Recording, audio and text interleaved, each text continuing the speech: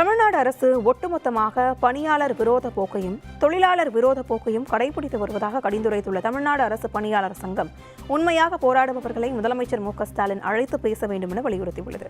டெல்லி, பஞ்சாப், ராஜஸ்தான், மேற்கு வங்காளம் போன்ற மாநிலங்களைப் போல் தமிழ்நாட்டிலும் பழைய ஓய்வூதிய திட்டத்தை நடைமுறைப்படுத்துதல், டாஸ்மாக் பணியாளர்களுக்கு பணி நிரந்தரம் உள்ளிட்ட 10 கோரிக்கைகளை நிறைவேற்ற வலியுறுத்தி விழுப்புரத்தில் தமிழ்நாடு அரசு பணியாளர் சங்கம் சார்பில் அச்சங்கத்தின் தலைவர் பாலசுப்ரமணியன் தலைமையில் ஆர்ப்பாட்டம் நடைபெற்றது.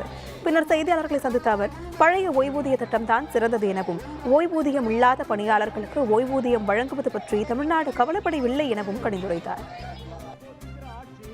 வருவதற்கு முன்னால் பொதுத்துறை பணியாளர்கள், அரசு துறை பணியாளர்கள் 10 ஆண்டு காலம் தொகுப்பூதியத்தில் பணியாற்றினால் நிரந்தரம் செய்யும் என்று சொன்னார்கள்.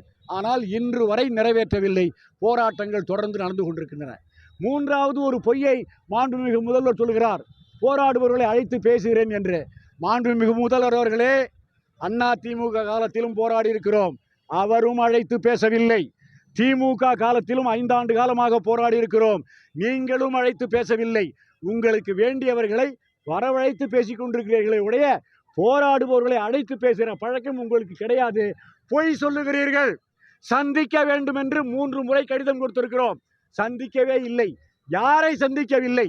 ஆட்சி மாற்றத்திற்காக போராடிய சங்கம் அரசு பணியாளர் சங்கம். அந்த சங்கத்தை நீங்கள் அழைக்கவில்லை. ஜால்ரா போடுவர்களை அழைத்து பேசினால் ஸ்வீட் கொடுப்பார்கள், எதை சொன்னாலும் பாராட்டுவார்கள். நீங்கள் எதை சொன்னாலும் நல்லது கெட்டது பார்த்து சொல்லக்கூடிய ஒரே சங்கம் பணியாளர் சங்கம்.